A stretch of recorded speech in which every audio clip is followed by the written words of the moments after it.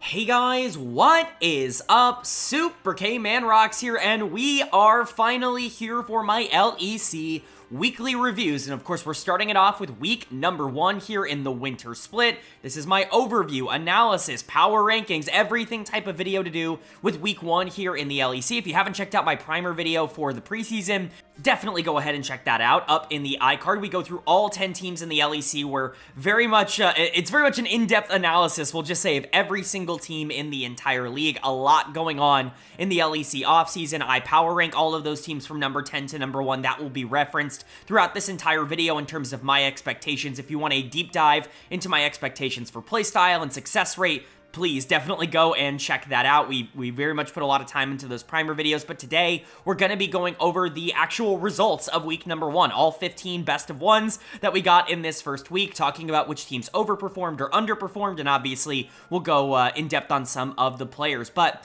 I'm excited. I hope you guys are. If you are, let me know down in the comment section below. Let me know what you thought of week number 1, what you thought of all of these teams kind of first showing here in 2025. Obviously, this was a pretty LEC week. There's not really a lot of other ways to say that. There were some upsets. There were some teams that just underperformed randomly, but at the end of the day, it's best of ones, and you don't want to try to take too much away from a random loss in a BO1, which we'll talk about in this video. But let's get into the actual games themselves. If you are new here, what we are going to do is go game by game, talking about the advantages and the disadvantages that each team was able to generate. I'll be giving a player of the game and a dud of the game for each individual game that we cover, and of course, at the end of the week, I will be giving a player of the week and a dud of the week to kind of tie everything into a nice, neat little bow. We will be updating my personal power rankings from number 1 to number 10 after the end of week number 1. I usually try to hold off on like major changes early on in the year, especially because these teams really are still trying to find their footing in terms of communication, and some teams might just be better at, coming out of the gate than the others, even if I don't think they project better moving forward. We'll talk about those when we get to those instances, but we've wasted enough time. This is going to be a long video, 15 best of ones to cover, and so let's jump right into it. Our kickoff matchup, our kickoff game here in the LEC in 2025, certainly not the one you would expect to see on the marquee. It was Team Heretics taking on Rogue, and Rogue is going to pick up a victory. They ended off last year as by far the worst team in the entirety of Europe. They just couldn't figure anything out throughout the entirety of the year. Their slow pace and their lack of proactive, macro really held them back in a lot of ways. And I think there are some similarities for last year's team to this year's team in terms of how they ended up playing out a game like this, but I think this is a much more cohesive team, and really the big difference is that this is just a much more talented team across the board. If they are going to play slow, they do have a lot of ways to actually capitalize on that, and they're not going to throw away a lot of their leads in the same way that they did last year, but I think a lot of this game, instead of coming down to Rogue, actually comes down to Team Heretics, and that's a little bit of an unfortunate thing to say. I didn't have high expectations for this Heretics team coming into this year. They were last in my power rankings, but this is kind of what happens when you put together a bunch of players who just don't have a ton of experience at this level, is when the pace of the game slows down, they're just not really able to kind of continue to make those good decisions, and they just kind of bleed out over the course of an entire game. So let's go ahead and talk about it. Player of the game for me could go to quite a few people. I think that generally this was a team effort from Rogue. Most of the thing that caught my eye in this game was really just the strategy and the game plan coming in from Rogue, which was a bit different than what we had seen in the LPL and the LCK leading up to this. I'm going to give it to Adam. I do think that Garen was probably the most flashy of the positive threats here from Rogue. If you wanted to give this to Larson, I think he's really the other player that you can really consider here. It should go to one of the solo laners. They were definitely the two most important players, I would say, on Rogue, but Adam deserves it here, and I continue to think that Adam is underrated. I get that this guy has off the rift issues, and that, we're talking about whether or not he can connect with the rest of the team, but I think his on the rift gameplay has always been a lot better than people give him credit for. This guy is absolutely dominated at his absolute best, and yes, he's had some rough moments, but every top laner in the LEC has had rough moments. There's basically nobody that you're looking at outside of Broken Blade that's been consistent. Adam, I think, is near the top in terms of the production that he's been able to put out over the last 2 years, and that continued here in game number 1. This wasn't exactly the scariest Garen game of all time. Again, it's not kind of the prototypical Adam game where he is dominating lane and is playing super aggro and is kind of flipping the game on his own. That's not really what we got here. He was much more calm and controlled, and I'm sure that was a directive from Rogue, but one thing I want to tie into that is that very much felt like a game plan specifically against Heretics. We'll see if that ends up translating to some of the other games this week, if Rogue continues to be, this slow-paced team that doesn't really have a lot going on in the early game. If that's just something that Larson is going to drill into the team regardless of who is on it, then that is going to be something we start talking about further along. But I do really like the strategy of just forcing Team Heretics to play team fights at 30, 35 minutes into the game, because a young roster like this that just doesn't have a ton of experience, and when you have solo laners, which are pretty important roles in the later half of the game, that are both rookies, that have both never played at the tier 1 level, when you have a support who's never played at the tier 1 level, I like the idea of just saying, well, we're not going to let you out-mechanic us, we're going to force you to try and play the macro game, we're going to slow the pace of the game down, and, we're going to watch you crumble. I like that idea specifically against Heretics. If that's going to be generally what Rogue does, that's when it becomes more of a concern. But yeah, Larssen was good. Malrang didn't die. That's certainly not something that happened in Brazil last year, so it's nice to see that that is, at least kind of okay for now. He's not getting obliterated. Patrick and Execute were fine. Generally, Execute was okay at slowing the pace down, but, he was the one who was kind of going in first and dying in a couple of these team fights. Rogue was fine. Like, there's really not a lot of good or bad to say about them. This is basically exactly what we expected. And then for Heretics, I think this is just the very obvious way to beat them, which is force them to make mental decisions, because you don't really have somebody who's been known for making good mental decisions at a tier 1 level on this team. I think they really hope that Stend can grow into that role. I think that's why they brought him in, but this is game number 1. Like, you're not expecting him to pop off immediately. Similarly to player of the game, basically going to anybody on Rogue. I think dud of the game is, kind of up in the air. Really, whoever you want. I'm going to give it to Kamalu because he just felt like he was a little bit out of water here. I think if you're going to take the scaling mid versus scaling mid matchup into Larssen, you have to be able to keep up with him, and he just wasn't really able to do that. The Victor getting picked off early in some of these fights. He's going to take some time to I think, used to this level, and especially if these games are going to be slow, I think that very much plays against the favor of a player like Kamalu, or even someone like Carlson in the top lane, where I think they just would rather the pace of the game speeds up a lot more. So Heretics not really shocking me in terms of how they ended up playing here. I didn't really expect them to come out and dominate game number 1. Maybe I thought that they would be a tad bit more competitive than this, but at the end of the day, Rogue knew the game plan. They knew that Heretics was going to be a team that was pretty unprepared to play this big macro style, and they forced them to do that. Larssen's really good at that. I think Patrick is really good at that. Adam, Malrang, Execute, obviously more aggressive players when you look at the grand scheme of things, but they can slow the pace of the game down because they are pretty experienced. I don't think Rogue or world beaters or anything like that. We'll see what happens with them for the rest of the week, but at least for game 1, they had a good game plan and they executed it well. But then moving on to our second game of day number 1, and we got our first upset, I would say here, of the winter split. It was Team Vitality taking on Team BDS, and Vitality is going to pick up the win. I know some people aren't going to consider this an upset because some people had Vitality higher than BDS in their power rankings. I did not. I had Vitality's floor as quite low, mostly because I just don't think the bot lane is unbelievably exceptional. I think they're very good, but there are a lot of very good bot lanes in the LEC. There are a lot that are around this level, and I wasn't sold that the top side of the map was going to be dominant from day number 1. Specifically, I wasn't sold that jungle mid was going to be a strength from day number 1. I wasn't really that big of a fan of GIANTX tape in 2024. Linsauce definitely didn't impress me when he was at the LEC level in 2024, even if I loved his time in the ERLs and in the LFL. But you know what? Throw that all out. The positivity, the hype train that was surrounding Vitality going in to this season, it definitely looks like it might pay off because this was a great game number 1 from them. And for BDS, they just didn't really have any answers. I'm not going to freak out about them just yet, but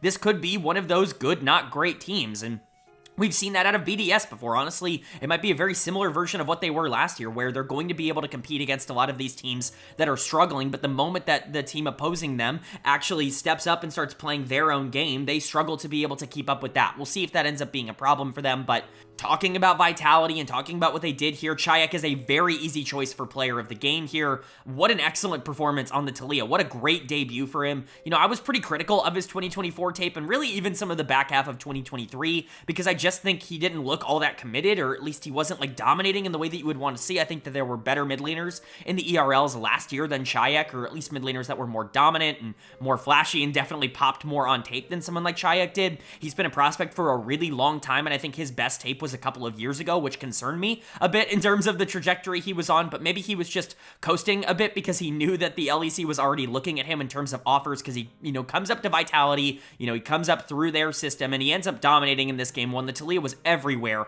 on the map, and we'll talk about it. It wasn't just Chayak. Linsauce had an amazing game here in the jungle, and if we were talking, jungle mid was the part I was most concerned about when it came to this team. They were the dominant force here in game number 1, which is maybe the single most encouraging thing you could possibly see for Vitality.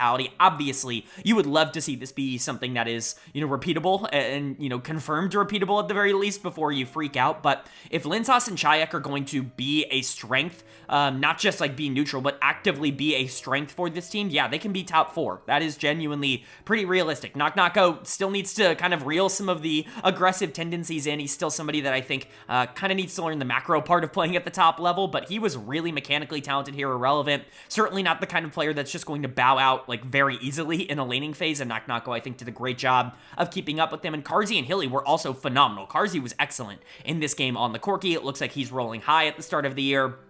Obviously, my concern with Carzzy has never been his good games, it's been his bad games. We'll see how many bad games end up coming throughout the year, but at least for now, like the carry trio, Linsauce, Chayak, Carzzy, they looked excellent. Knock looked pretty good for a debut. Maybe you wanted to see a bit more out of him, but like he was going into one of the better top laners in the league. Hylissang was mega aggressive and mega greedy, as he tends to be in a game like this, and for the most part, it ended up working out. You want to see him be aggressive. You don't want to see him take his foot off the gas, but you know, sometimes that is going to come back to bite them. Overall, this was just about as dream of a scenario for Vitality as you could possibly ask for in game number 1. Chayak and Linsauce in particular looking excellent, going deathless as a duo. Carzzy also kind of adding himself into that deathless list. It was a really, really good debut for Vitality. And then for BDS on the other side, you know, there are some concerns, I think, with this team. Again, like, one of my big ones is that, are they just good enough? Like, are they good enough to beat teams that are struggling? The LEC was kind of bad last year, and BDS was probably the team that took advantage of that the most. They weren't a dominant team in terms of how they played the game. Their early games were incredibly slow and very inefficient, but they were really good at team fighting, and so they got themselves out of a lot of bad situations, and they were able to beat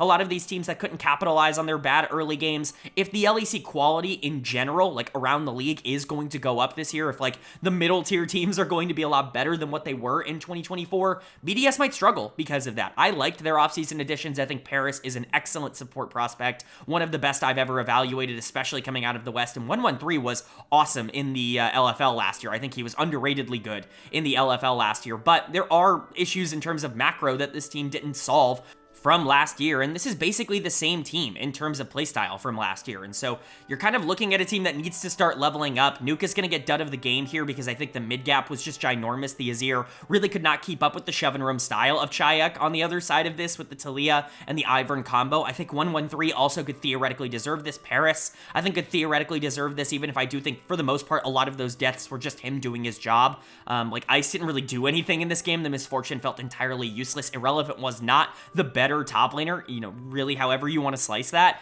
And so BDS just didn't look like they were on the same level as Vitality. Again, it's a best of one. I want to reiterate that. I'm going to say this a lot throughout the LEC season. Best of ones are like incredibly volatile, more volatile than people give them credit for. I mean, even when you go look at the LPL and the LCK, you're looking at good teams winning series 2-1 against bad teams. You can drop a game against a bad team, and it's not really all that shocking. I'm not saying Vitality is a bad team by any means, but I'm also not going to freak out after one best of one. If we're seeing, you know, bad tendencies and more consistently like big mistakes, I would say after 3 best of ones or 4 best of ones, 5 best of ones, etc., right? That's when I'm going to start panicking. That's when I'm going to start saying that the team has real flaws and real holes that they need to fix. But at least for now, hopefully they can get themselves back on track later in the week. And for Vitality, huge win. If they can keep this momentum up, and especially if the middle of the map here, jungle mid, is actually going to be a strength for them like they were here, yeah, this is going to be a team that competes for top 4 or top 5, especially with the LEC being so volatile. Then moving on to game number 3 here of day number 1, and it was a matchup between GIANTX and SK Gaming, and GX is going to pick up their first win of the season here on day number 1. Really good to see them performing well. Really, really good to see them take down SK. I don't think SK is like a big threat or anything like that. They're going to be a team that's fighting for bottom of the standings, a team that might be out in the top 2 or in the first 2.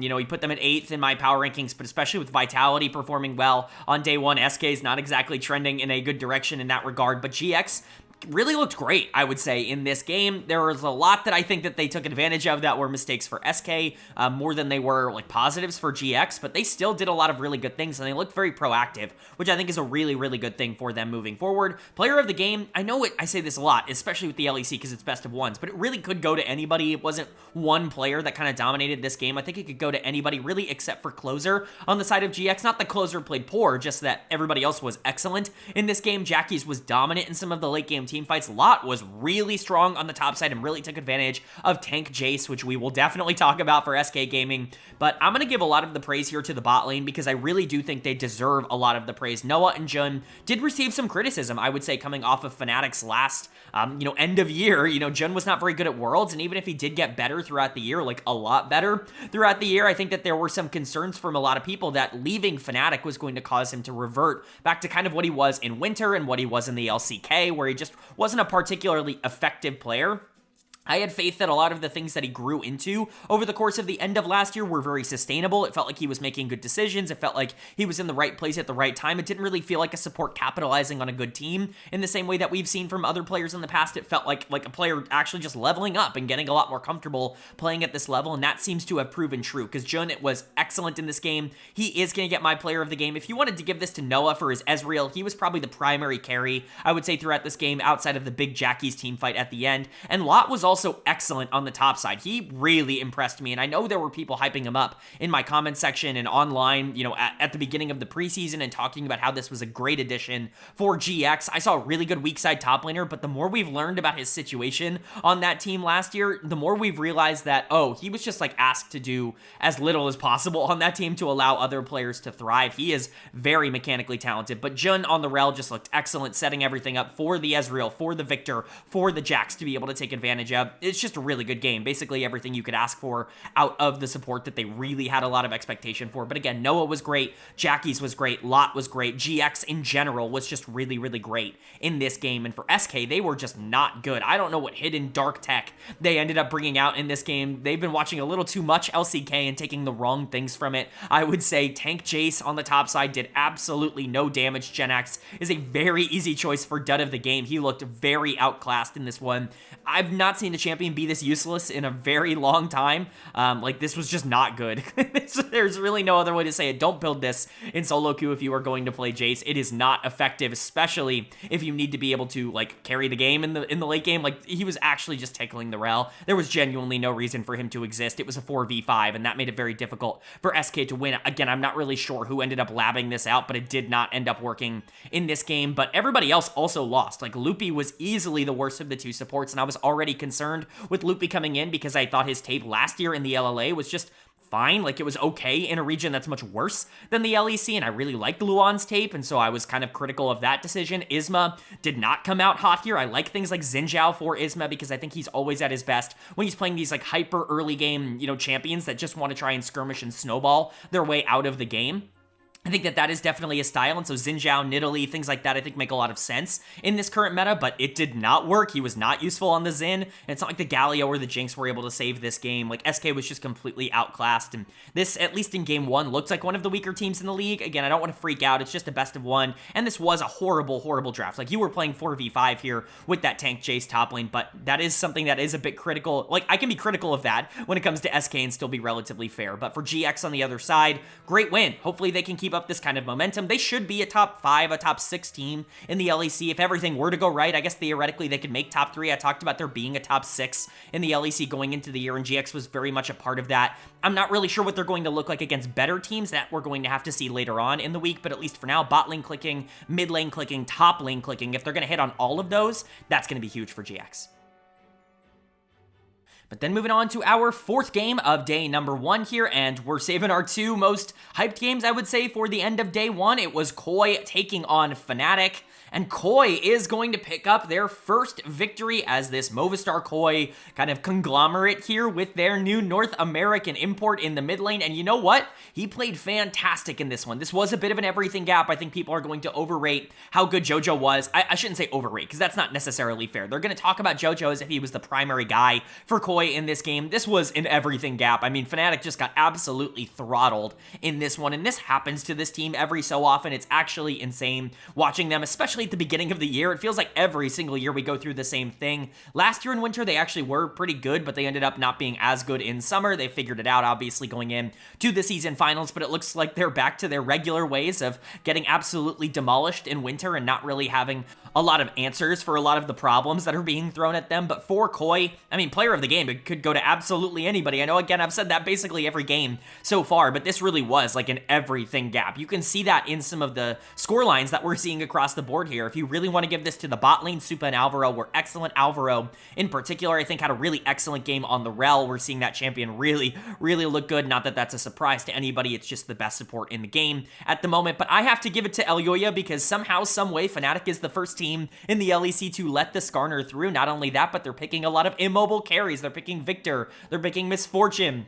Even something like Ivern, like you're picking a lot of champions that are very susceptible to Skarner, and you know what? Elyoya took really good advantage of that. He was absolutely dominant everywhere on the map. He had a really excellent game on a champion that I think a lot of people are just like insta-taking out of the meta right now. I don't think Skarner is pick or ban in the same way that some other champions have been in the past. I do think it's by far the strongest thing on the patch, and that's definitely something that I think rings true here in the LEC. It's rung true in every region so far, but I do think Skarner is like, you can beat Skarner, it's not unbeatable. You just can't pick this draft into Skarner and expect to really have a good time. Elyoya doing a great job of taking advantage of that. Jojo looked excellent here in his LEC debut. The Azir is obviously a pick he's played a ton of over in North America, but he completely outplayed Humanoid. Like, this was not even remotely close. And I get that Humanoid just randomly runs it down for a couple of games and that Victor is going to have a hard time generally in a matchup like this, but we'll get to him. This was not a very good debut in 2025 for him. Like I said, Supa and Alvaro looked good, and Mirwin was there as well. He was definitely the better top laner of these two, regardless of how impactful you thought he was on the game. He was definitely not worse than Oscar Renin, and he did it on Cassante. This is a champion he's not been able to win on consistently at the LEC level, so that's another really big positive. Overall, KOI just looked good in this game and basically showed you everything you could want to see out of them in a debut, but Fnatic did the exact opposite. I mean, when I say they got throttled and they got rolled, like, they got destroyed. This was 19-2. This was one of the shorter games of the entire day. They just were not in a remotely playable position. This was awful from them, and you can kind of point and look at everybody. This was kind of, again, an everything gap across the board. Nobody really played well. I'm not going to blame Upset. He's the one player that I'm just not, like, hypercritical of here, because what are you really going to do on the Misfortune? But generally, this is kind of something that has followed Upset throughout his career, which is everybody else in the team ends up underperforming, and Upset ends up just being, like, fine. Like, that's what we saw in K-Corp when they were losing last year. We saw quite a bit on Vitality the year before, you know, going even back to like the Origin days. That was kind of a big problem for that team, as Upset looked fine and then everything else was kind of collapsing around him. You know, I don't really know what the reason behind that consistency for him in a negative way is, but it's certainly something to monitor. But everybody else got obliterated here. Oscar Renin was horrible on the Jax, one of his signature picks, just didn't really have any prio or pressure. Razork should not be picking Ivern, and even if I don't think he had like the worst game of all time, it certainly wasn't a good one. Mickey X was getting caught out regularly on the Alistair, but you know, even if you look at the score lines, you're probably not going to guess that my dead of the game is going to go to Humanoid, because everything that went wrong for Humanoid this game was entirely self-inflicted by him. This was just a really bad mental game, and he has these every so often. We talk about it all the time on this channel, where he just does not respect people in the LEC. Like, I don't really know what it is. When he plays with respect, when he's going up against G2, or when he's going up against teams internationally, and when he actually is trying to play that, like, calm, collected, you know, I'm not going to say slow, but, like, at least, like, semi-understanding, you know, macro-style game out of the mid lane, he's really good at that. But when he's just playing in the LEC in the regular season in these best of ones that clearly he doesn't think matter, he's so disrespectful. He's constantly stepping up. He's never really assuming that he's going to be in danger, and he gets punished for it over and over again. Every single time he made a mistake this game, it was preventable. And so, I don't know, man. Like, Humanoid is just a hard player to evaluate, because at his best, he's so good, but the mental effort there is just sometimes, like, non-existent, and it really is frustrating. But Fnatic has to turn this around. Again, it's a best of one. You can get obliterated in a best of one. If you come back and look really good the rest of the week, then it's probably fine. But it's worth noting that KOI is a team that was kind of fighting it out for one of those upper slots, and they obliterated Fnatic. KOI looks for real. They look legit. I'm really happy to see them kind of come out and look great. We'll see what happens when they don't have the Skarner, but at least, like, the first test they have very much passed.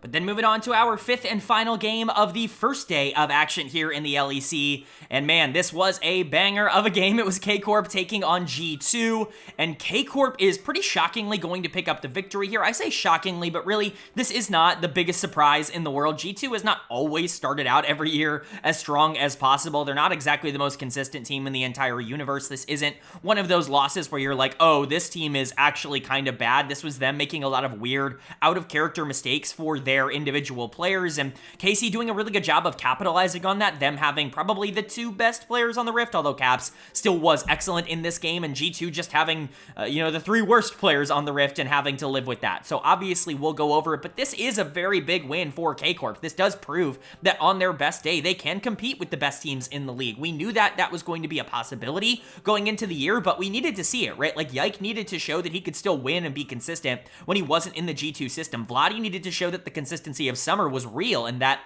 his very small sample size could be projected out even further. Kalist had never played a game at this level. Like, we needed to see that this could work, that this could function in best case scenario, and you know what? That's exactly what they gave us. Player of the game should go to one of the two players on the top side of the map, either Kana or Yike. I think they were the two best players in this game by a pretty large margin. I pretty much have to give it to Yike, not only because obviously the narrative is pretty funny. I'm not giving it to him for the narrative, but those smites, man, like the objective takes, that's what won them this game, or at least that's what made them more consistently be able to win a lot of these fights. Yike was essential, we'll just say, towards getting KC across the finish line. Skewmond obviously definitely struggling a bit to secure some objectives in this one. Yike doing a great job to be able to capitalize on that, but he also played the Sejuani really well. It wasn't just the fact that he was able to get those objectives. He was really relevant in this game and, was really greedy, and I think that that's a really good sign. If he is going to play as greedy as he did on G2, if he doesn't feel like he has to switch up his style too much, that's what made him so successful on G2, was that he kind of played like the Tion of the LEC, where he wanted to get every single objective in the entire game. He clearly still wants to try and play that style, and at least in game number 1, it definitely worked for him, but Kana was like the damage dealer in this game. The Jace was obliterating people. This was the Korean Jace we were looking for. None of that tank stuff from GIANTX earlier this week, or earlier this day. Kana absolutely obliterated Broken Blade. Like, Broken Blade's a great player, and obviously I'm not trying to say that this is indicative of who he is as a whole, but the Gragas was not it in this one, and Kana abused that over and over again. Great showing from the top laner of K-Corp. If he's going to play better than he did last year, if he's going to step up and be kind of what Photon was for Vitality for a really long time, this guy that just dominates lane and is really good out of lane as well, that's going to be a problem for the rest of the league, because Yike looks legit, Vladdy looks legit here on the Victor, even if he wasn't like a primary threat. Kalist and Targamas looked great. Targamas in particular was the better support here today, and that's certainly not something I expected going into the year. Overall, K-Corp just looked awesome, and I get that these games are a bit slow and people want them to speed up, but I think generally the slow style actually favors the teams that are a little bit more consistent at the moment, and that means K-Corp might be in a really good spot.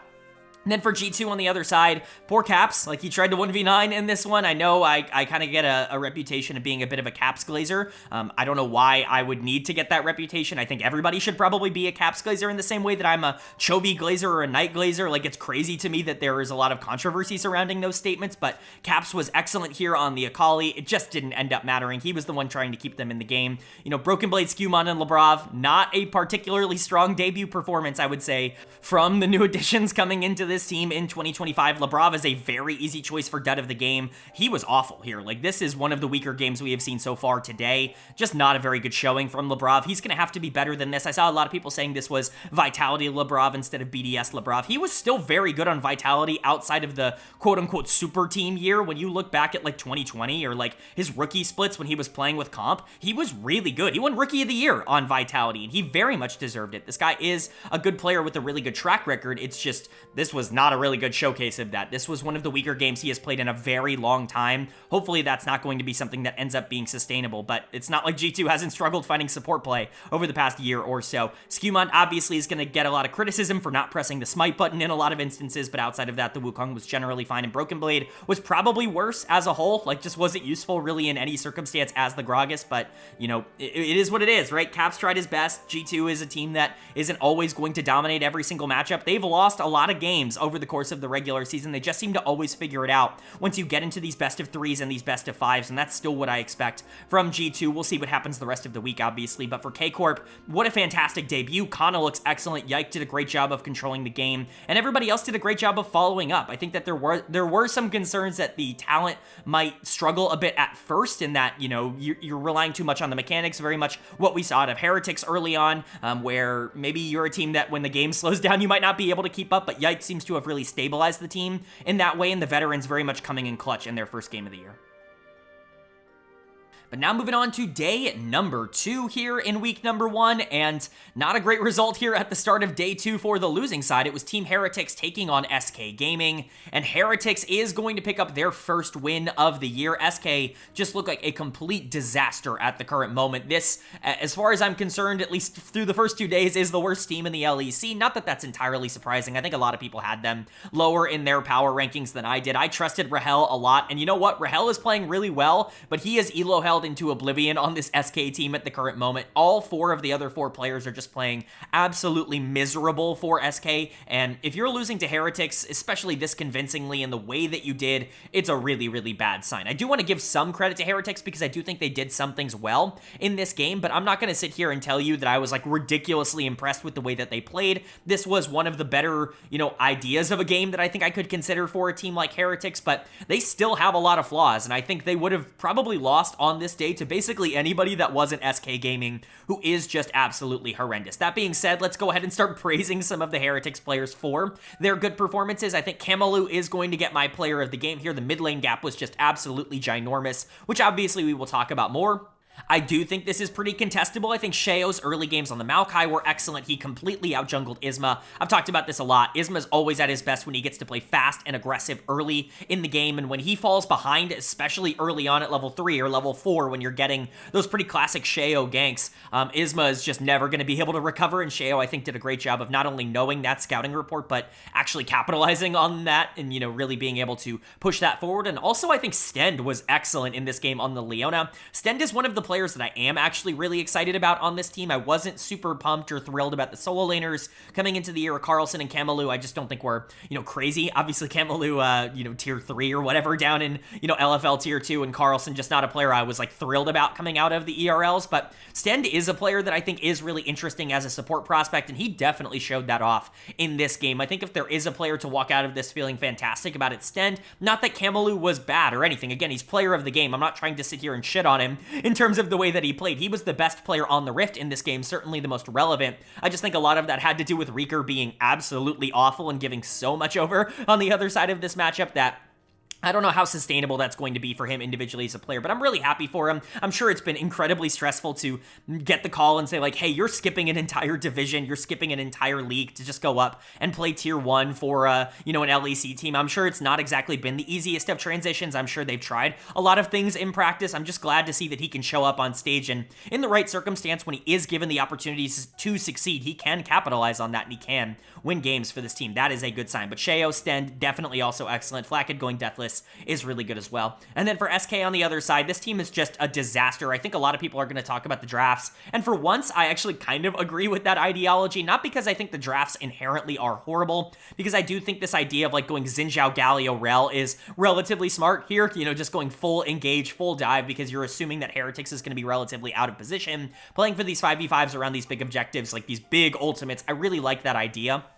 But then you're supplementing that by drafting the Varus and building him poke, by drafting the Jace and building him poke, and now all of a sudden, this big engage that you have here with Xin Zhao, with Galio, with Rel, you don't have any follow-up. The Varus isn't going to do enough damage to follow up. The Jace is certainly not going to do enough, consistent damage to follow up. And so you don't really have a lot of ways to win fights, and that just leaves a lot of your engage threats actually out to dry. That being said, the engage threats were awful here. I think jungle mid is definitely where I'm looking in terms of negatives. Isma and Reeker were just not good at all. Reeker is going to get my dud of the game. He's looked awful through the first 2 performances here. I wasn't a big fan of his tape until I went and rewatched and gave it a really big look through. I think I was more impressed when I went and watched back in the end of December, early January.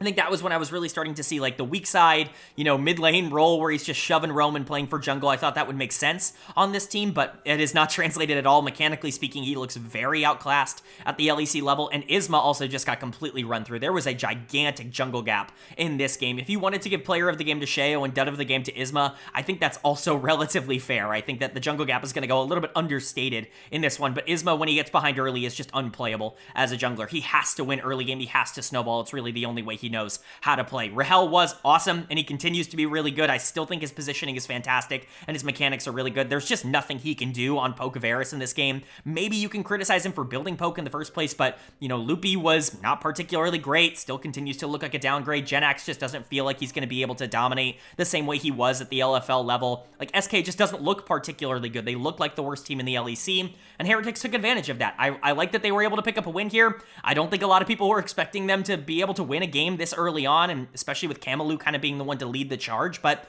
this is nice. 1-1 is a pretty good place to be, even if I'm not entirely sure how sustainable this is.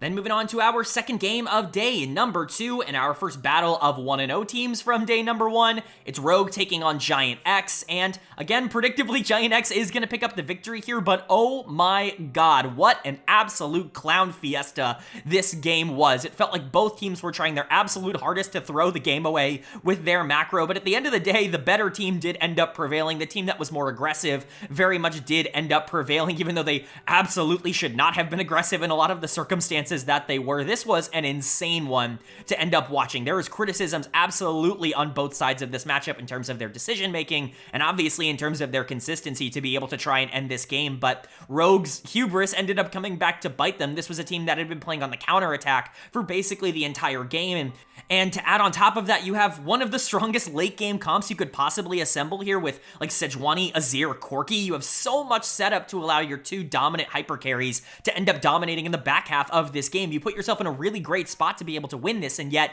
it just didn't end up happening. Adam was not on the same page as the rest of his team. He was incredibly strong, and I honestly don't hate the idea of him just engaging at the end of the game there, but clearly the rest of the team was not entirely ready to follow up, and the game is just over. And it's obviously really frustrating for Rogue, you know, losing an hour-long game, but hopefully this is the longest one we get for the entire rest of the year. I do not want to go back to 2015 in the sense that when we were getting a lot of those, you know, hour-plus long games. That's not the version of League that I am the most entertained by. Hopefully this is a one-off, but, you know, credit to GX for sticking around and being able to capitalize. Player of the game is very, very easy for me in this one. It's gonna go to Jun. A lot of times I've been kind of up in the air on who I want to give player of the game to, on who I think made the biggest impact on the game as a whole. No, Jun was the most important player in this game on the Rel. Broadcast or the fans actually voted for Lot, and I get it. Lot was excellent in this game on the Rumble. He definitely was like the primary damage carry down the stretch, and certainly the most consistent in terms of like the primary follow-up to Jun's engages, but they don't win this game without the Rel. Like, under any circumstances, they do not win this game if Jun was not nearly as good as he was. What a great start to the year for him. Noah was kind of trolling for a lot of parts of this game. The Kai'Sa just was not particularly consistent, was getting caught out a lot. Jun still was able to completely wreck Rogue in terms of what they were able to do in the mid to late game. Jackie's was great follow-up, and specifically, like I said, Lot was great follow-up. So credit to Jun. Lot was really good. I do want to give a small shout out to Jackie, who I think did fine this game on the Yone. Noah was not great. Closer, I think, had a couple of bad moments, but GX, for the most part, was able to get themselves across the finish line, which is really all you need to do in this circumstance. If Jun can keep playing like this is, you know, first team all-pro MVP level support play coming in from Jun. And then for Rogue on the other side, like, it's hard to point to one player as dud of the game, because generally dud of the game should just go to Rogue as a whole, because their passive style was really not good. They were all getting picked off at certain points in the late game, but I'm going to give it to Patrick in the AD carry role on this Corki. I've been talking about this for a little while, probably about a year and a half at this point. I was a huge Patrick fan back in 2020, back in 2021, you know, when he was really like near the top in terms of the mechanical prowess that he was showing on a game-to-game basis. What he was doing that was really separating him and what made him feel like such a good ADC is not that he was super aggro in the early game or that he was so dominant at being able to get his own leads, but that he would basically never throw away a bad circumstance in the back half and could turn a lot of games around purely based off of how good of a team fighter he was. That's not who he is anymore, and I hate to say it, like, the team fighting consistency has just not been there over the past year and a half. The thing that really made him a dominant player, it's really not great anymore. He's getting caught out a lot in the back half of games. He's not exactly doing the most damage in a lot of these fights. The scoreline looks generally fine, and some people might criticize Adam for that final engage, but I don't think Adam made a bad decision. I think Larson and Execute, they just didn't really follow up on the decision that Adam ended up making. I don't know if he's just not communicating with the team, but Patrick actively getting caught multiple times times throughout the endgame put Rogue in such a bad position and probably was the reason they ended up losing this game. And so overall for Rogue, like obviously a lot of things to fix, but it is very clear that this team has not changed their identity from last year. They still are a very slow team. They're just better at it now, and they're obviously going to be more competitive in these games because players like Adam and players like, Patrick and Execute as a bot lane, they're just a little bit more mechanically talented than what you were putting out there last year. But at the end of the day, this is still a team that's going to play really passive, really slow, and they're going to allow the enemy to control the entire pace of it. So, we'll see with Rogue, but it looks like they are once again going to be a middling team at the very least. And then for GX, 2-0 is great. Obviously, you want to see a bit more consistency out of this team, but right now, their best players are playing fantastic. Jun looks like an absolute steal of a pickup for GX through 2 games, and Lot actually looks incredible on the top side of the map. If those two things can stay the same, then GX is going to be a team that competes near top 3 or top 4. Then moving on to our third game of day number 2, kind of our middle game of the entire week. It was a good one. It was KOI taking on Corp. And Corp is going to pick up the win here. This is a big one for them. This is obviously a very important one to put them up near the top of the standings, but moving to 2-0 is a really nice place for KC to be. Obviously, there's just inherently going to be a lot of inconsistency at the top of the standings when it comes to the LEC because, it's best of ones, and that's just the format that we've created. Things don't really start to heat up until you get to the best of 3s, but making sure that you are near the top of the best of 1s is a really good way to add confidence and momentum to your team going into those best of 3s to allow you to kind of figure out what works and what doesn't for your team. Gives you more breathing room, if you will, once you get to those later stages, and that is a really, really big positive right now for KC. For KOI, on the other side, I really feel bad for Supa. What an amazing game from him on the Kalista. You could even make the argument he was the single best player in this entire game, and I think I would probably listen to that, but they also had by far the worst player in this entire game on Ahri, so we'll go ahead and talk about that when we get to it. But for Corp, player of the game is pretty easy for me. Kalist was amazing, and I know people were hyping him up, and I know, I watched the tape, and I went, this guy's probably the best AD carry prospect I've evaluated. Like, he's relatively comparable to players like Supa and Jack Spectra from the past, but I can see why people are so much higher on him than they were on them. I think that was a pretty fair thing to say, and you know what? The mechanics are very much coming through here at the beginning of his tenure in the LEC. This was genuinely a fantastic performance from Kalist. So many resources put into trying to shut down the Varus, or at least put him in a bad position, and every single time he was able to get out of it, he was able to outplay the circumstance and was able to turn it around. He is genuinely unbelievable. Like, the mechanical ceiling of this guy is insane. If he's not the best AD carry in the region in 2 or 3 years, I think something would have gone wrong. Now, that being said, obviously he still has to get there. He's not perfect in terms of being able to capitalize just yet. I think he is really good at playing within structure, but it's about beating the structure that turns you into, like, a game-breaking AD carry. It's something that nobody in the LEC really does right now, and so we'll see if he can become that, but this is such a fantastic start for him. This was a phenomenal game, and it's not like Targamas is hurting him at all. Like, I was concerned about this bot lane mostly because Targamas has just not been good at the LEC level since he left G2, but this was a really, really good performance from him in that same vein. I really have to give a shout out to Vladi, though.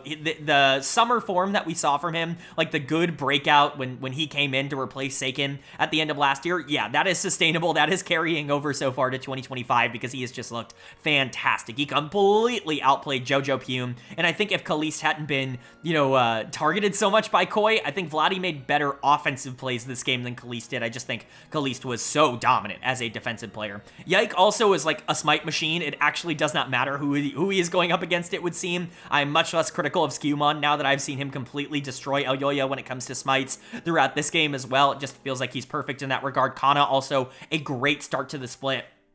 Corp just looks great. Like, KOI is not a bad team. We just saw them destroy Fnatic on day number 1. We obviously know that they can win at a high level, and Corp, kind of similarly just made them look not even nearly on the same level. So that is a really big positive in my opinion. And then for KOI on the other side, come on, man. It's Jojo Pume for dead of the game. Like, this is maybe the single worst performance we've seen in the LEC so far. I know I just said that with Reeker a couple of games ago, but this was awful. Never put him on Ahri again. Jokes aside, he's obviously good at Ahri. This was just one of those games that did not end up working out for him. I saw someone call this the involuntarily celibate Ahri game because he just could not hit a charm to save his entire life. It was actually crazy how poorly Jojo Pume played. He had games like this every so often in North America. You just kind of have to live with it. Sometimes he's on his game and sometimes he's off his game. I think LEC fans, more than most, are probably going to be willing to accept that because that's basically the entirety of the mid lane region.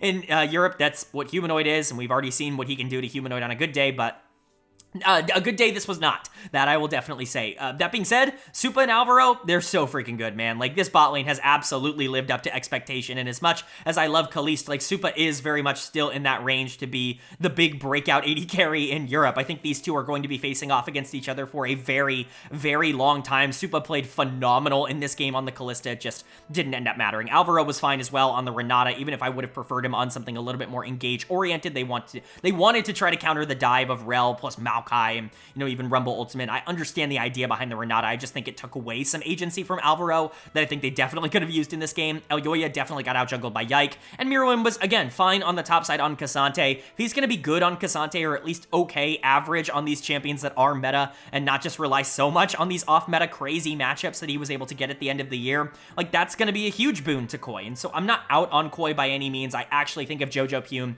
was a human being in this game, there is a chance that they're able to win it because Supa was so strong. But K-Corp was better. They were better at taking advantage of the worst player on the Rift, and they came out with the win. I'm certainly not trying to downplay their victory. I think K-Corp is a great team. I'm just not ready to count out KOI just yet based off this loss. Then moving on to our fourth game of day number 2, and it's a battle of two teams that got upset on day number 1. G2 Esports taking on Team BDS. And BDS is going to pick up a very, very big victory here. G2 not starting out 2025 super hot. I think there's reasons to believe that it's going to be fine in the long term because I think a lot of these players, like I said, are just playing super out of character right now. It feels like this team is just not very cohesive in terms of the direction that they want to go in, and it feels like mentally a lot of them are off. Obviously, the new additions are the ones to kind of point to in that regard, but there's a lot going wrong for G2 that I think are very fixable problems. For BDS, I think they just looked much, much more like themselves in this game, which is, something we've been saying. BDS is a team that's going to be able to play their own game. When they're allowed to do the things that they are very good at, they're going to take advantage of it. But I think a very, very encouraging thing for me when it came to BDS in this game is that the player of the game and the one to really pop off was Nuke in the mid lane. Not because I doubt Nuke. I thought he had a great year last year, not even probably, the best year of his entire career. Really had a big breakout for me as a carry. Obviously, he was okay in 2023 when he was on that BDS team that ended up making Worlds, but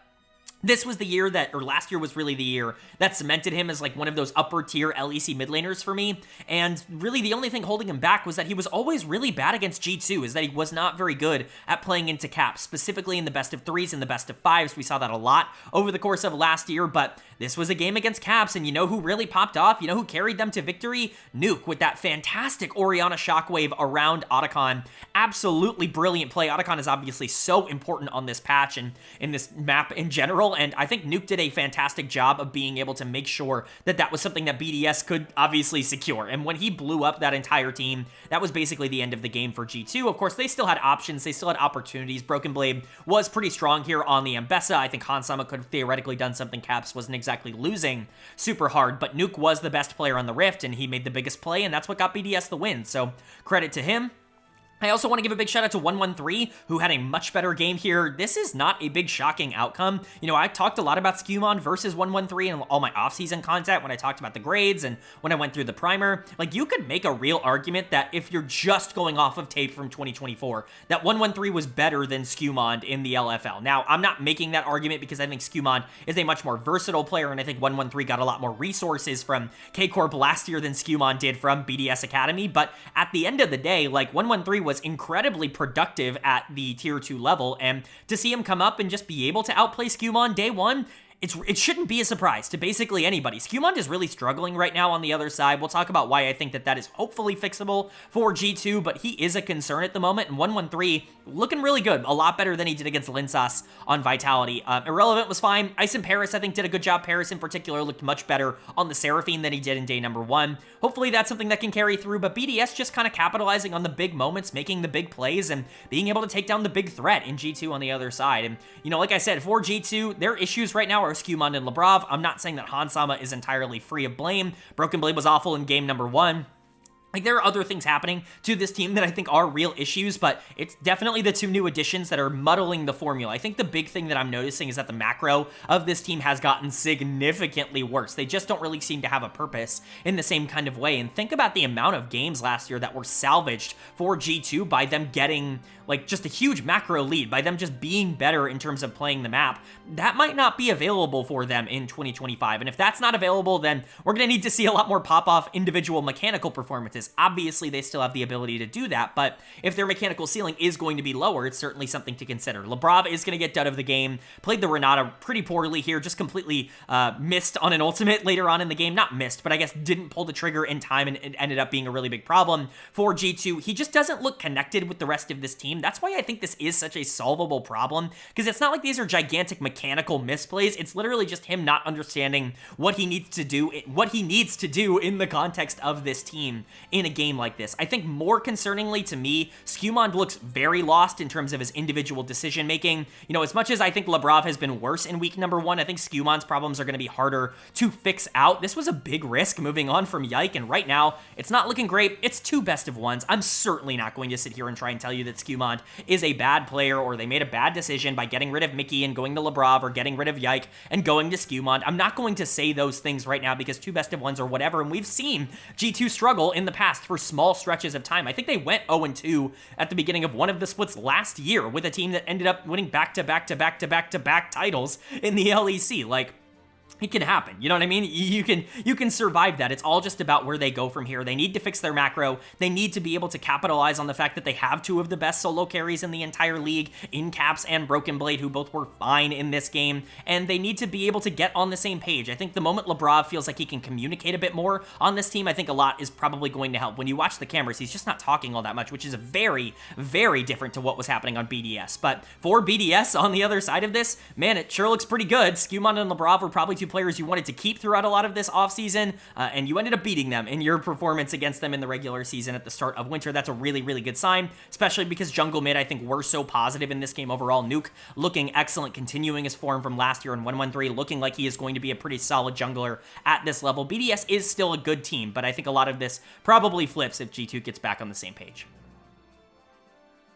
But then moving on to our 5th and final game of the second day here, and 0-1 versus 1-0. We'll see if they can turn their fortunes around. It's Fnatic taking on Vitality, and Fnatic is going to pick up the victory. Both of these teams moving to 1-1 after the first 2 days, and this is a pretty easy game to talk about because this is Vitality just doing the thing that I expected Vitality to do, which is play super aggressive, play super fast, try to out-mechanic the enemy team, and if they can do that, great, and if they can't, they're probably going to lose. Like, that's what I anticipated Vitality being. That's what I talked about in my primer, and that's who came out here today. Obviously, there is a lot more than that to talk about when it comes to Vitality in this one, because Hylissang just completely ran it down, you know, giving Jojo Pune a run for his money for worst game of the day, but Fnatic did a good job, I guess, of capitalizing on that, and I think their draft was very cohesive, so we'll get to that. Player of the game should go to either Razork or Mickey X, whoever you thought was more relevant to the game as a whole. I think Mickey was a little bit more relevant, so I'm going to give him player of the game here. The rel was just everywhere, really, really influential, and I think it was exacerbated a bit maybe in my head by just how poor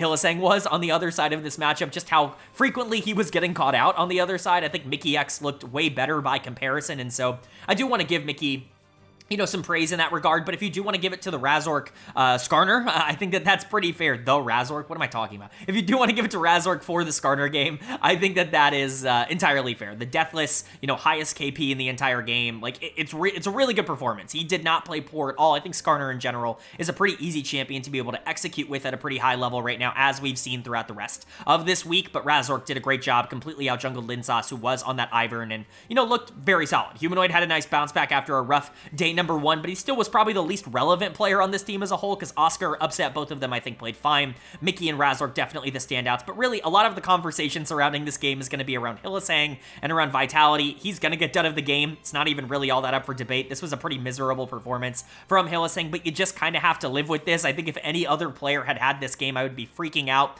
and saying that this was unacceptable and that, you know, they got to clean this up, because 11 deaths in a 28-minute game is just not ideal for the pro level. I'll just say at the very least, but it's Hylissang. Like, he just does this. This is who he is as a player. He is not just going to go down quietly. If he's going to lose the game, he's going to lose it hard, and you kind of have to live with that. You know what I mean? Like, it's what you've signed up for. Carzzy and Hilly as a bot lane are always going to function in this way. It's a big reason why I didn't like the consistency of Team Vitality coming in to the split, because I think you're relying on both of them a lot to be good from day number one, and you just can't really do that, you know, game in and game out, right? Carzzy was fine, I think, generally speaking. I'm not going to criticize him too heavily for this, but Hylissang was awful. I think the rest of this team wasn't exactly better. GIANTX was really bad in this game on the Azir, and I don't think a lot of people are going to talk about that because of how bad Hylissang was, and obviously it can be a bit difficult to look even functional in the mid lane when your support is running it in the way that he did, but it's not like GIANTX was doing well, certainly not as a bounce back or a, you know, like a rebound from that really good game number one he had in day number one.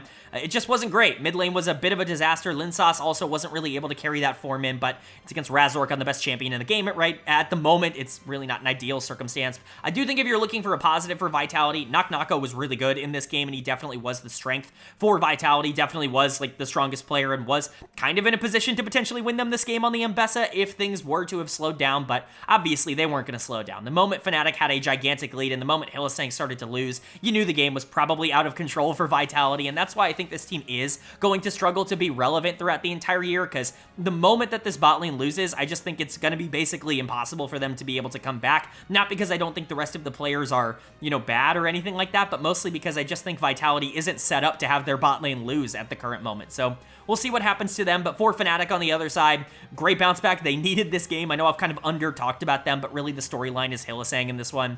This was fine. This was a good performance. They were gifted a lot of really good circumstances, and they did a good job capitalizing on it. They got destroyed on day one. They destroyed on day two. You know, they're 1-1 going into that third and final day of week number one. If they can pick up a win there, it's not going to be the worst week in the world for them.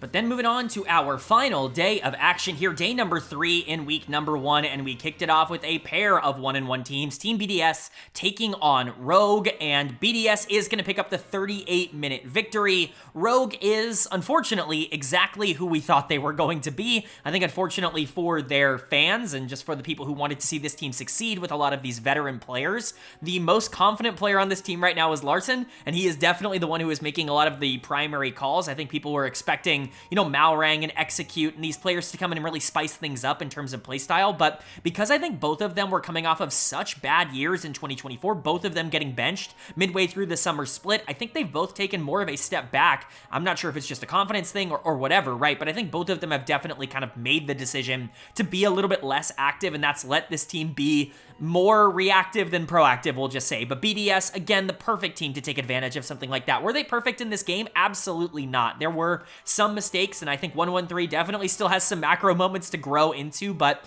for the most part, this was still a great performance, and I think their floor is just pretty high, considering how good their carry duo is at the moment. Nuke is going to get yet another player of the game. He had a really good week, all things considered. I know day number 1 was not perfect. That first game against Vitality was not great. He kind of got outplayed by GIANTX, but I think once he got his feet under him and, you know, really started to play more like the Nuke that we know and started to get into these matchups where he was allowed to scale a little bit more into the mid game, he started looking really good. He's just one of those players that I feel really good about at this point. It's funny because it's kind of the opposite of someone like Humanoid or even like a Jojo Pune, who have such crazy high highs and at their best look so good as carry threats for their individual teams. I don't think Nuke is ever going to be a superstar in that kind of way. I'm just not sure he has the mechanical ceiling to ever be on the same level as like a best version of Jojo or a best version of Humanoid, but his floor is so much higher than those players, and I think we've seen that from a game-to-game perspective. Really nice to see him start to get the recognition he deserves. He was a player I did not like for many years on this channel. I'm really, really glad to see the growth that he has made and the ability to develop into somebody that is more than worthy of being on a top 2 or a top 3 team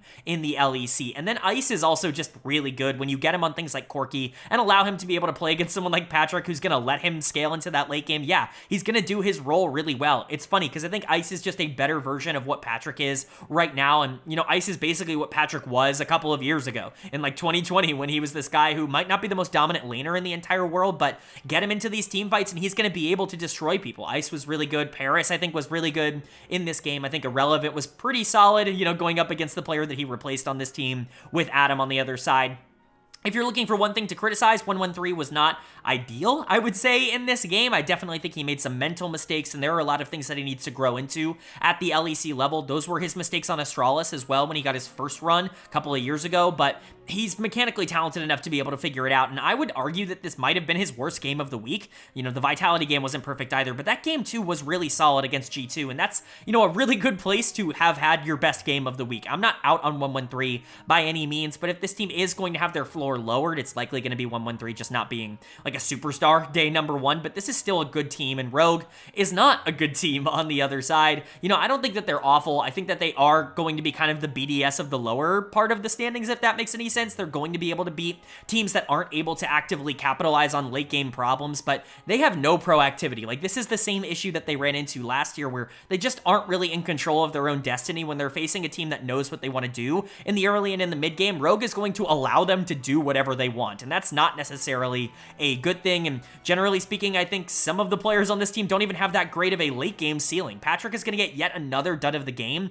This was awful from Patrick, and I don't know how much of this is draft, right? You're playing Cassio, Callista into Hui and Corky and this like super long range poke comp, and there's just no way Callista is ever going to be able to play this game. But at the same time, at some point, like eventually, Patrick has to do something. He has to try and play the game, and he just never did. He was so scared, he was so passive, and it's really frustrating because this is kind of who he was at the end of last year as well. Maybe not the end of last year, but definitely, you know, parts of last year on GIANTX, you know, before that they were good in the summer split.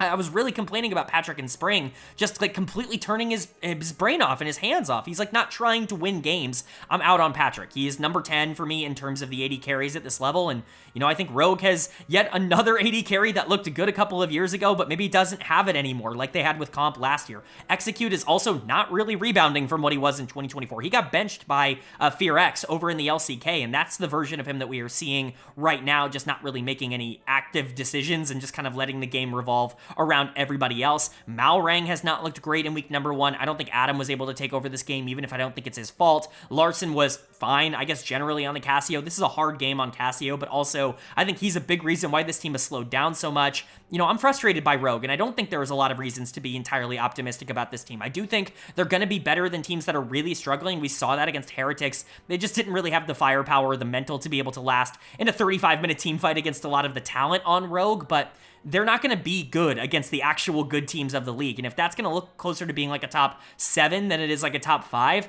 like Rogue might be the 8th or 9th best team in the league. There is a very real shot that they run back being bottom 2 every split like they did last year. But for BDS, nice win. I'm still not like crazy impressed with this team because I need to see a little bit more in terms of the consistency, but I really like the development that Paris is coming along on. Like, I think his worst game was obviously day number 1. He got that out of the way and he looked a lot better in the rest of the games. And if he's good, this team's going to be fine because Nuke and Ice are very good. Irrelevant's going to have some pop-off performances, and I like 113. I think the upside of this team raises when 113 actually gets into a good form. So overall, I like BDS, and this is a good win. Then moving on to our second game of day number 3, and again, a battle between 1-1 teams, but one definitely favored here. It was Team Heretics taking on Fnatic, and Fnatic picks up a very, very simple, very, very clean victory here for them. Heretics is what Heretics is. Like, their one win was over a team that's kind of a disaster in a lot of different ways. Like, SK just isn't very good. They're probably the worst team in the league, and outside of that, they didn't look good against Rogue, who is not a particularly good team as we've seen so far, and Fnatic, while they did get destroyed a bit on day number 1, seem to have found their footing and seem to have gotten back to the style that got them here last year, and that's play through Razork. Just let him do his thing. He's going to be everywhere on the map. He's going to be able to take over macro-wise, and he's going to be able to snowball the game out of control. Razork, very easy choice for player of the game here. The Maokai looked excellent, and again, we know who Razork is. When Razork's at his best, what he was able to get out of himself most of last year is this guy who just runs the early game, who gets this gigantic gold lead for himself and for 1 or 2 of his lanes, and then just kind of allows that to snowball out of control. Razork has never been an ideal player at playing from like a deficit or, you know, playing from a losing spot. It's why Fnatic hasn't done all that well internationally, because when Razork isn't just better than a lot of the junglers he's playing into, he can struggle in those situations, but when he is better than them, oh my god, does it look clean. Like, it's kind of like the Tion of EU. Like, I've always called him that. I think his playstyle is very similar to Tion. Maybe he's not quite as greedy in terms of objectives, but, you know, when he's playing against people he can kind of destroy, he looks unbelievable. Like, he looks like the best jungler to ever exist. And this was one of those games. He had a great week. I think he looked really solid for Fnatic. Hopefully he can keep up that MVP form. This is why I put him as my #1 jungler coming into the year, because it felt like a lot of the adjustments he made in 2024 were sustainable, and that very much was sustainable here. Rest of the team obviously played well. Hard to not play well when you dominate like this. Upset very much deserves player of the game. This was an excellent Varus performance, and it looks like Fnatic Upset is actually back. Like the version of Upset from Fnatic back in 2022 that I was calling the best AD carry in Europe, like that version of him does seem to be at least awake at the current moment. If that can continue throughout the rest of the year, I'm going to be back in on Upset. Remember, I put him pretty low in my AD carry rankings, mostly because of the track record and him just not being like a gigantic factor. The player I've compared him to the most, at least in terms of impact, has been aiming over in the LCK, where his numbers always look really good, but you know, the impact on the game isn't always necessarily his, but he's had the talent to be able to dominate this region. It feels like he's finally surrounded by players that he can feel comfortable playing with, and if he's going to have an MVP type of season, or at least like an all-pro type of season here, that's going to be gigantic for Fnatic. Humanoid was really good in this game. Kamalu did not have the talent to be able to go up against Humanoid, at least from where he was at. Mickey had a couple of great engages, and you know what? Shout out to Oscar Rinnan, the top laner's dream, getting to farm all game. Like, could you ask for anything more if you're a top laner at the pro level? Your team is absolutely obliterating everybody, your jungler is popping off, and you just kind of get to do your own thing on the top side. Credit to Oscar, happy he was there, but the rest of the team obviously looking really good. Razork and Upset in particular having great games. And then for Heretics on the other side, they're just not at the point where they can compete with a team like Fnatic. Even if Fnatic were to have made mistakes in this game, like if Razork were to have gotten behind, if Humanoid was randomly stepping up for no reason, you know, Mickey runs it down, like they're a pretty volatile team. There are ways to take advantage of them, even if those things ended up happening. I just don't know if this team has the talent to be able to take advantage of it. Kamalu looks not very good. Like, yeah, he was able to beat up on Reeker, who might be worse than him. Like, I don't really know. We'll have to see. Reeker has obviously started off this split horrible, but it's not like I'm going to go all in on Kamalu because of that. Like I said in the SK recap, I don't think everything he did in that game was entirely sustainable, and that was very true here. The Victor game was not good. If you wanted to give this to Carlson on the top side, I think that's also fair. He has also not been very good at the start of this split. We projected that these solo laners were going to struggle on the channel. That's exactly what they've done. Carlson has really not been able to get it going, and Kamalu, outside of that SK game, has looked pretty bad, if we're being honest. Sheo never has been good into players like Razork. Sheo also a player who loves to gank, loves to play really active, very similar to someone like Isma in that regard. Just was never going to be able to do that against Razork if he was, you know, rocking and rolling. And Flakkid, he was fine. Like, again, it's a good AD carry that's stuck on a bad team. There are a lot of those right now. Stend was not necessarily doing anything horrible. The bot lane was, like, survivable in this game, but the top side of the map was a disaster. The solo lanes are a problem, and that's unfortunately exactly what we projected of this Heretics team. I think Fnatic is really solid. Heretics is not really solid. This result should have been expected by everybody. But then moving on to our third game here of day number 3, if you will, and it contains my #3 team in the power rankings. How serendipitous. It's KOI taking on Team Vitality, and KOI is going to pick up the win here. They moved to 2-1. Yet another battle between teams that are sitting at 1-1 coming out of the first 2 days. It's funny just how many teams were flip-flopping back and forth. You know, it's pretty standard for the LEC. You're not really going to find a lot of consistency. None of these teams are just good all of the time. But again, best of 1 format kind of encourages that. That being said, nice win for KOI. This is definitely them getting back on track after whatever happened on day number 2. Obviously, that was a really disappointing outcome, and generally, Jojo Pune was kind of the one to blame, even with Supa playing incredibly well. There wasn't really a lot that they could do to salvage that. Luckily, Jojo made up for it in this game by not only dominating a lot of the mid game and, you know, really showing that Yone can be really strong in a lot of specific circumstances, but also by making the game-winning play, catching 2 of the most mobile, you know, protected champions in the entire game with Ahri and Ezreal with a single Yone ult, and basically immediately ending the game off of that one play. Really great stuff coming in from Jojo. When he's at his best, this guy's dominant. Like, we know that to be the case. There was a reason I put him at number 2 in terms of my mid lane rankings coming into the split, above guys like Nuke and above guys like Humanoid, because I do think Jojo is just better than those players, and I think he will show that he is just better than those players. It's been a mixed bag so far. The Ahri game, obviously not ideal, but this Yone game definitely helping to remind people that Jojo should be considered one of the hottest prospects, or one of the hottest players, like, in general, just in all of Europe at the current moment. The dude is an absolute stud, and the LEC is very lucky to be able to get to have him on one of their teams, because I think he really is a gigantic asset. But the rest of the team is also still good. Elyoya was really good on the Zyra. Not sure how relevant this champion is, especially in best of one formats, but it ended up working out here. Mirwin played 3 games of Cassante this week and won on 2 of them and looked good in all 3. That's pretty spectacular. Knock continues to look good in the laning matchups, but Mirwin did a great job to be able to survive it. And again, as long as he's able to pilot these champions at even a remotely adequate level, that's all he really needs to do. He doesn't need to be a superstar like he is on things like Smolder and Varus and Twisted Fate and whatever on the top side. As long as he's adequate on the meta champions and really good on his champions, like that's what Adam is. And Adam's a player that I rate really highly. So Mirwin kind of settling into his role here, I think is a really big positive for KOI and could increase their floor quite a bit. I continue to be a big fan of Supa and Alvaro. They were good in this game as well. Even if Karzi was really solid for a majority of this game, outside of him randomly getting caught in the mid lane at the end, KOI's just really solid. And I think if they're going to play through one of their primary carries, as long as the other one isn't running it like they were on day number 2, I think this team is going to be very dangerous. And then for Vitality on the other side, you know, I feel bad for Knock.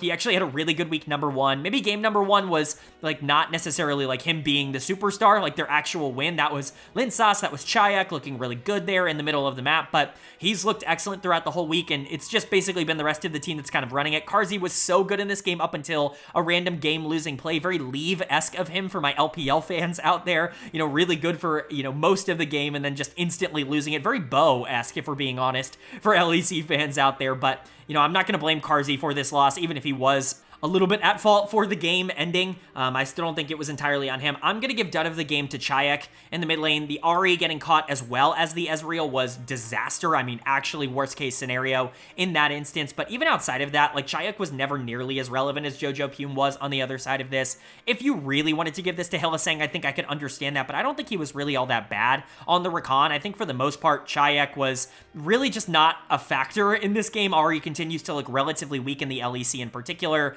And if I had to pick somebody, it had to be him, right? I think Linsas also made some mistakes, but him getting caught at the end of the game really just kind of solidified that take for me. Was good in that first game and their first win. Still a player that I expect a bit of inconsistency from. I'm going to lean a bit on my preseason analysis of him, my analysis of his 2024, which is that, you know, he's got a ways to go before being an LEC, like, regular player. And I think we definitely saw some of that in this game, even if it wasn't nearly as disastrous as some of the other games we've seen this week out of some mid laners. But generally speaking, Vitality is kind of who I thought they were. They're maybe a little bit better. I think Knock was really good from day number 1, but the middle of the map, while it was excellent on day 1, didn't quite follow that up with the best end of the week, and especially with it being best of ones, I'm leaning more towards being kind of where I was in the preseason based off of that. You know, Karzi and Hilly are exactly who we thought they were. Hilly's going to be crazy aggressive, and Karzi is going to get caught out randomly once per game, but for the most part, Karzi's actually been really good. I would say to start off this split, hopefully he can keep that up. You know, Vitality is who we thought they were. They're maybe not top 5 or top 6, depending on where you think you want to put them, but they're a team that are going to be competing to be one of the better, like, non-Worlds competitive teams this year. And then for KOI, they are a Worlds competitive team, especially when everything's clicking. Elyoya looks like he's going to be a lot more comfortable, and if Mirwin's going to be able to survive on the top side, the carry duo of Jojo Pume and Supa is one of the scarier ones in the entirety of the West, let alone in the LEC. So I think when they're on, they're going to be able to dominate a lot of teams that even are better than them, and it's all really just going to be about consistency.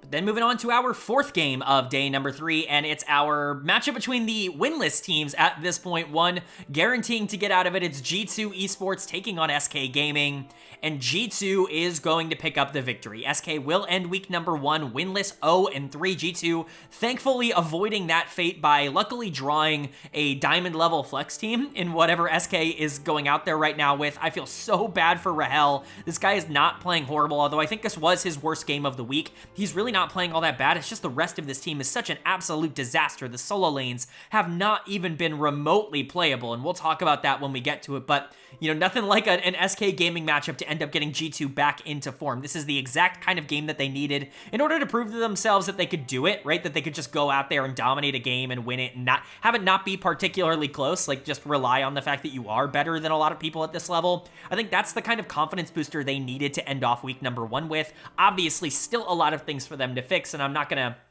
sit here and say that beating SK is like the solver of all problems. Clearly they're back. You know, SK is so easy to beat at the current moment, but the fact that they were able to go out and do it, I think is a really good thing for their mental moving forward. Player of the game, come on, it's Caps. I mean, he got the pentakill in this one, the first one of 2025 in the LEC on the Victor. Great performance. I mean, he's going into Reeker, who's playing Yone. Like, this wasn't exactly something that was ever going to be super favored in SK's direction, but Caps did a really good job of taking advantage of it. Obviously, Victor's in an incredibly strong spot right now. Caps is a player who can utilize mages incredibly well if you're going to give him the opportunity to do so. But it wasn't just him. I thought Labrov actually had a really excellent game, and boy did we need to see that. Boy did we need to see that Labrov could just go out there and dominate somebody, because the first couple games of this week were just not that. I think him, you know, really struggling to connect with Hansama in lane and not really making any priority plays out of lane, getting caught in game one, and then, you know, just being way too passive in game number two. Like, they were real concerns, probably the biggest concerns for G2 at the start of this split. But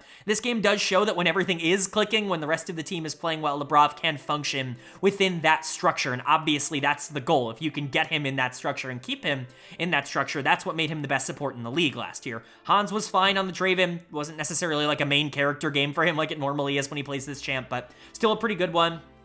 Broken Blade was much better than GIANTX. It's not particularly close. Like, GIANTX might be the worst top laner in the league, and Broken Blade might be the best. You know, you just kind of have to live with that. Obviously, there are a couple of top laners that are struggling right now, but certainly up for consideration. And Skumon definitely looked more comfortable. Didn't really have to do a whole ton. Isma actually had a really good early game on the Nidalee, getting really fed. That's not entirely Skumon's fault, but I still think he is the player I'm the most concerned about. Labrov I expected to get back on track because he's been in this situation before, and he is a veteran player, just kind of needed to expand on that communication. Skumon is somebody that I need to see perform well at the LEC level before I'm all in on him individually as a player, but at least for now, like, G2's going to walk out of week number one maybe not quite as frustrated as they might have been going into this game. And then for SK on the other side, like, they're just bad. Like, the solo laners especially are just bad. Reeker is awful. He's going to get dud of the game. This guy was miserable in week number one. Like, I don't want to be, like, unplayably bad or whatever, but holy crap. Like, this reminded me so much of when Seiken debuted last year and just completely got overmatched day number one. Hopefully it doesn't go the same route as Seiken, because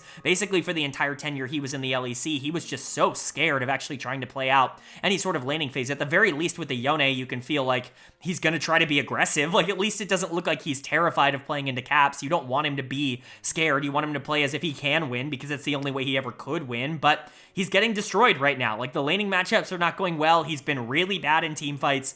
It's just not looking good, man. Like, there's not a lot of positives to say. GIANTX also has started off incredibly slow. We talked about him in game number one on the Jace just looking awful, but games 2 and 3 have also not been very good. He got Cassante here and was entirely useless. He participated in 1 kill the entirety of the game, and you don't need me to tell you that that is not very good. Isma, even though he was fed early on, he played Nidalee and he did his thing. He's like a level 3, level 4 gank type of jungler. It reminds me a lot of someone like Sheo. I know I compare the two a lot, but I do think they're very similar in terms of their playstyle. I just think Sheo's a better player. Like, even with that, it's not like the Nidalee was ever going to be able to carry this game. You could never get the Corki online. Loopy looks like a massive downgrade to Luan, who is probably going to do really well this year. I've already kind of predicted that. SK just looked like they made a lot of bad decisions in the offseason, unfortunately decisions that aren't going to pay off. And as much as I like Rahel, I just don't think this team is ever going to have the same kind of prio that they had last year. And I think, you know, top 6 was maybe generous for the kind of finish that they could potentially get. I had them ranked number 8 in my power rankings. You can best believe they're going to shoot down that. And then for G2, you know, I'm not going to punish this team too much for a bad week number 1. Again, it's just best of ones, and maybe I can say the same about SK Gaming, but really at the end of the day, for G2, I expect them to be fine. I expect them to figure things out and get on the right track. This team just doesn't fail. Like, they don't really lose. They don't really underperform. They've only really done that 1 year, really since they broke out and became like staples in Europe. And I really don't think that this is the roster that's going to do that. Skumon needs to get a little bit better. It's nice to see that Labrov was on the same page in this game, but this was basically a free win. We need to see what happens when they start playing good teams again. If they continue to struggle with the same kind of things they struggled with at the beginning of this split, that's going to be a concern. But if it's a lot more like this, where everybody's on the same page, like, this is still the best team in the league.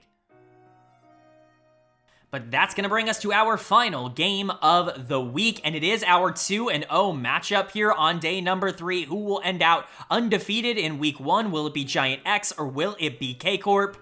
It's gonna be GIANTX. They're gonna pick up a big 37-minute win here, and honestly, this was super clean, super stable. GX looks incredible right now. Like, I can't really undersell just how good this win was. It wasn't just, oh, you know, a little bit of a slow game where GX got a couple of leads and then it eventually ended. This was clinical, this was clean. They gave KC absolutely no breathing room and no ability to get back into it. They didn't need fights to be able to generate gigantic gold leads. Their macro was immaculately good in this game, and it just feels like everything is clicking for GIANTX at the moment. We've had some big breakouts in week number 1 in some splits in the past. You know, look at like SK Gaming last year, and there's been other times where other teams have done really well in week 1 only to kind of fall off. Vitality has done it before as well.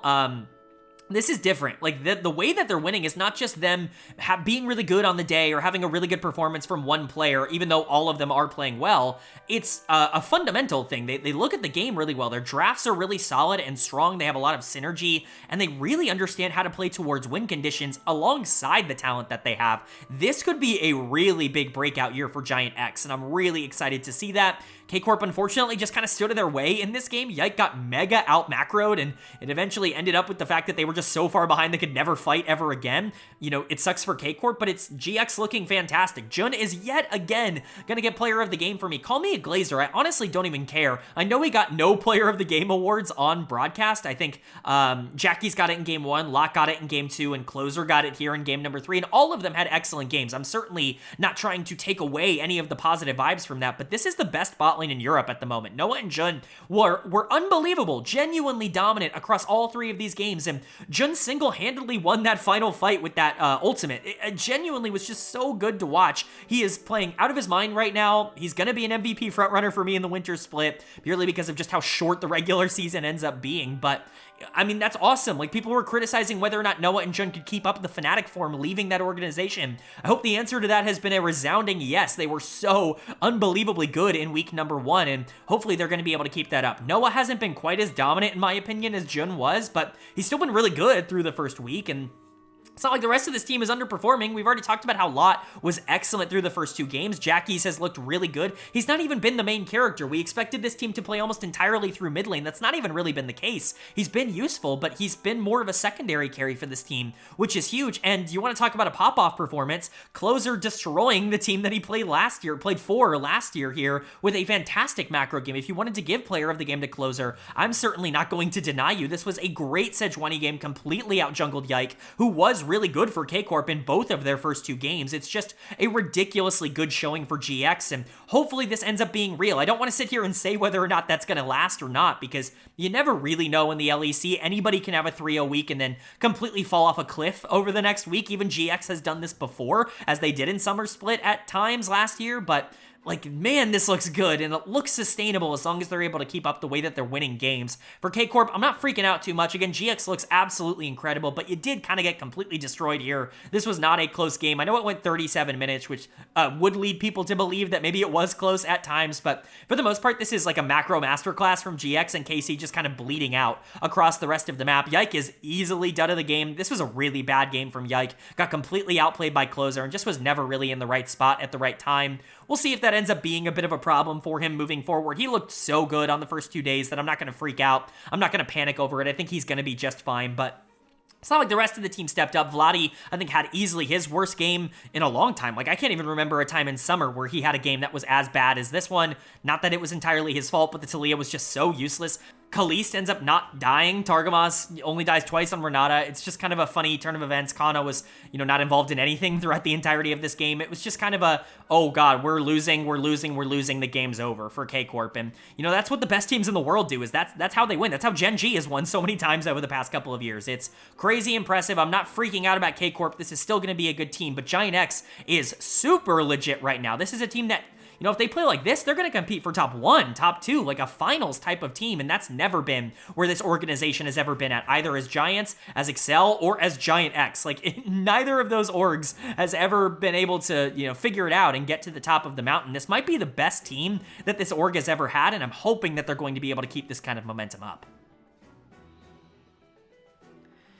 Alright, but that is going to do it for my LEC Winter Split Week number 1 overview and analysis video up on the screen now. The updated standings after 1 week of games, 3 games played between each team. It's not a gigantic sample size, but there are some things to glean from the things that we have seen. Of course, you can see the standings, from number 1 to number 10 on the side. Any dashes obviously are just ties, and all ties are just broken alphabetically. I'm not trying to show any favoritism here in terms of the standings, but what I am trying to show favoritism in is the power rankings, which you can see under the power rank column. The number next to each team is where I power rank them from number 1 to number 10, and change is how that has changed from my preseason analysis to now after seeing week number 1. We can go over the risers and the fallers, and I just want to say this up front. There's not always a lot of changes in week number 1. Remember, this is a power rankings of where I expect these teams to be at the end of the split right now. Obviously, things are going to change, so this isn't going to be identical, but, G2 went 1-2, and they're staying at number 1 because I still expect them to win the split. I still think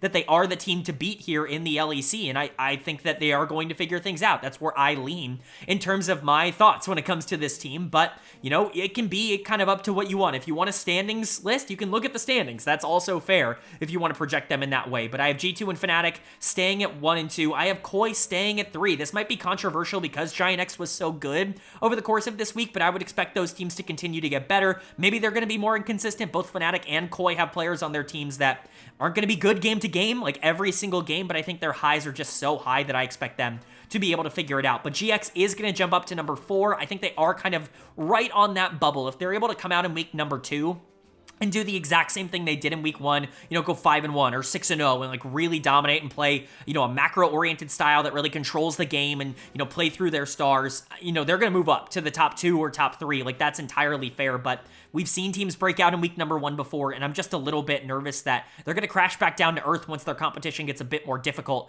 going into week number 2. We'll have to see. Corp is going to stay at number 5, and that means BDS kind of takes GIANTX's spot. They switch spots 4 and 6, BDS going down to number 6. I think this is fair for now. I think their floor is really high, but I think what we saw out of a lot of teams in the LEC is that there are a lot of high ceilings in the league right now, and if that's going to be the case, a team like BDS might end up finishing around 4th or around 5th, but I'm not expecting them to be consistently like dominant in that same way that I could see Corp making top 3, or I could see GIANTX making top 3 with the way that they played here in week number 1.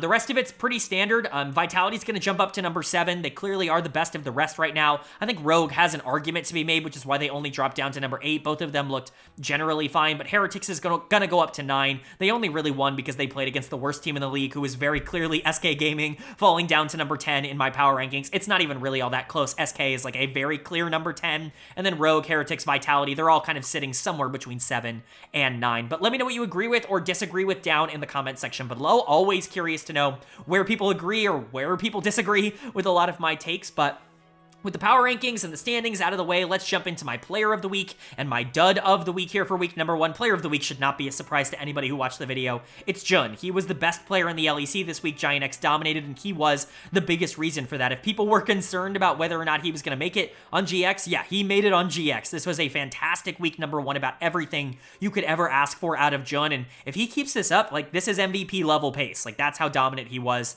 in my opinion. You could even have some of his teammates here if you wanted someone like Closer or Lot on here. I would kind of understand that. They were all really good. I just wanted to give Jun the big shout out here. So he is my official player of the week. But my honorable mentions, my runner-ups, if you will, Nuke, the mid laner for BDS. I thought had a really good week, maybe outside of that game number 1.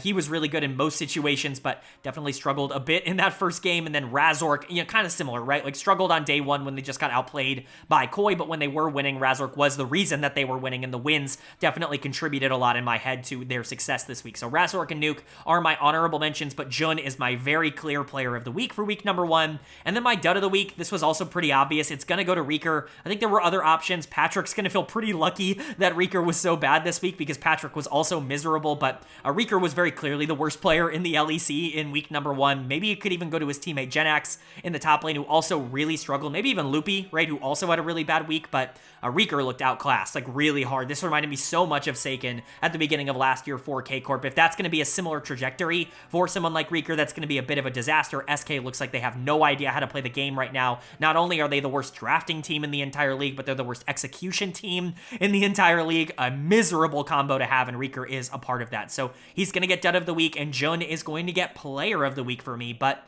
that's going to do it. I do hope you guys enjoyed. If you did, leave a like. It really does mean a lot to me. Lets me know you guys are enjoying the content, and it does help get this video out to a lot more people, which I'm always very appreciative of. If you're new here, hit the subscribe button. Of course, we'll be covering all of the LEC throughout the entirety of this year, week 1, week 2, week 3, and then into playoffs, winter split, spring split, summer split, all the international tournaments. But we also cover all 3 of the other major regions, so LTA North, LCK, and LPL. We've done week 1s for the 2 eastern regions, and the primer for the LTA North is coming out tomorrow, so get excited for that. And obviously, if you're interested in all that content, hit subscribe and hit that bell so you can be notified when those videos do go live. But of course, with all that being said, I hope you are having a great day. I hope you continue to have a great day. And I will see you all